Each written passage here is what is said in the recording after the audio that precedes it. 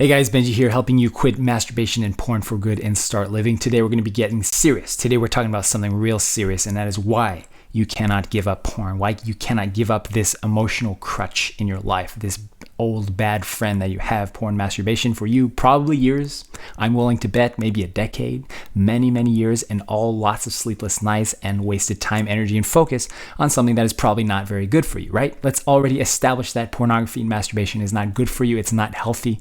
It's not conducive to a life of thrill and true excitement and genuine thrive. It is not conducive to who you want to be in a life. It is not conducive to where you want to go, what kind of family, what kind of relationships you want, what kind of man you want to become. It is not conducive. It is not helpful. Let's stop beating around the bush. Let's stop pretending to do the thing that we need to do, but we don't really want to do. Let's stop pretending like we're doing our maximal effort while at the same time keeping our cards close to the chest and keeping the habit close to our chest so that we can secretly keep it as an emotional crutch in our lives. So this is the reason why you keep this close to the chest. This is the reason why you are not doing anything about it. It's because you are not serious enough. You might think that you are serious, but you are not serious enough. Let that sink in. Let me ask you this. Are you really serious about getting help? This is the two questions that anybody that comes to me with a porn habit and says, Benji, I need help. The two things I say to him. Number one, do you think you have a problem? Do you honestly, honest to God, think you have a problem? Number two, are you serious about getting better? If the answer to any of these two questions is no, I can't work with you, I can't help you because you can't help yourself. What are you willing to do to get rid of this issue? Let me ask you this. If you think you're serious about this and you've already done everything you've done, let me ask you this question. If your life was at stake here, if you had everything riding on your porn habit, and I said, if you ever slipped up again, your life would be ended. If your life was at stake, what would you do differently with your time? What would you do differently with your habits?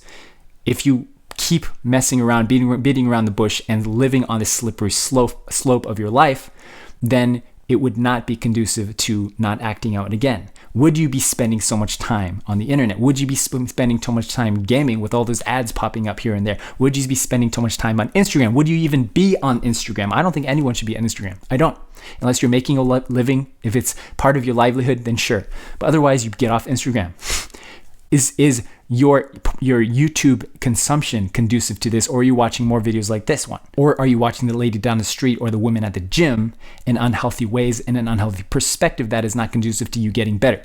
If any of these are true for you, that means you're not serious. That means you're not willing to do what the tiny 1% of people on planet Earth are willing to do. We've seen from studies that more than 90% of men are struggling with a porn habit ongoingly. So what are you willing to do that is different from everyone else? Are you willing to give up the phone? Are you willing to stop being on your computer late at night? Are you willing to get up earlier in the morning? Are you willing to keep your phone away from you? Are you willing to stop watching YouTube altogether? Don't do that. So the question becomes not, why is it that I can't get rid of this habit? But it becomes, what are you willing to do? And are you serious enough to get rid of it at the core? And chances are, if you are truly serious, genuinely serious, then you would do things a little different. And this is what I talk about all the time in this channel, guys. If you are really serious about this, you would do things differently. And the reason that people are not serious, most of us are not as serious as we think we are, is because we are trying to keep it close to the chest, or we're trying to keep this habit secretly having an underlying agenda to keep it close to us because it's become an emotional crutch support system in our life. It's the same reason why you don't get those six packs that you've been trying to get. Or it's the same reason why you haven't gotten better at that sport that you're trying to get better at. It's the reason why you haven't made that income and gone after those goals and dreams that you have. It's because you're not serious enough to get there to match the vision that you want for yourself. Instead, you're tricking yourself and thinking that you're doing the utmost that you can while at the same time secretly trying to keep it as a crutch to go back to. So that's the truth, guys. Hit the like button if you think this is true. If you're serious, you'll do things differently. Write it down right now. If my life was at stake, what would I do differently with my life, with my time, with my energy, with my focus? If my life was at stake, what differently would I do about where I'm going in my life? How am I spending my time? Who am I spending my time with? What career I'm on? What relationships I'm in? What kind of relationships I'm building? How is my sexual relationship? And the first step for you guys is probably you need to take a reboot. You need to take a hard look at your life, rewire your brain, and just say no for at least 21 days. Do a 21-day reboot, and I'll help you along if you want to do that. I have an entire process for you guys that I use specifically for the guys that I've used me professionally in my line of work for the last 10 years with guys well over 300 guys that I've specifically worked with and helped them through this process, is not only take them through the process of rebooting and saying no for 21 days and beyond, but actually, how do you fill your life up more with things that are beautiful, that are ecstatic, that are exciting, that are thrilling, and generally give you life? And then when you do that and figure out the right questions and have the right perspective, then pornography, masturbation doesn't become an issue anymore.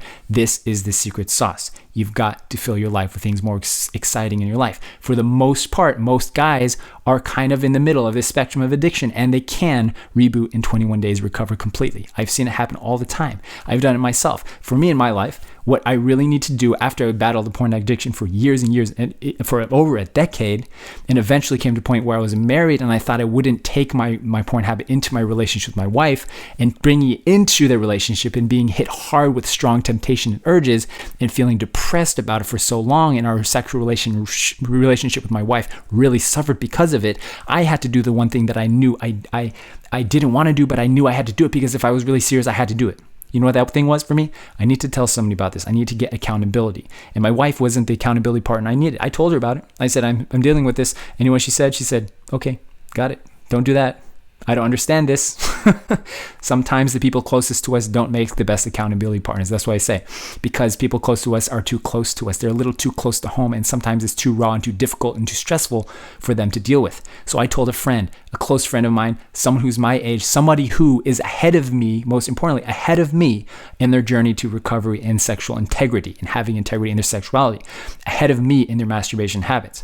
So I told him, I said, hey, dude, I'm struggling with this. I know this is something we've talked about before. Could you be my accountability partner? Can I just let you know when I'm struggling, when I'm urging, when I'm edging? And can you just listen and just be there? And that is all I needed to do. I need to get serious. And from there, my trajectory of my life has been going up. And I realized I can help other guys do this.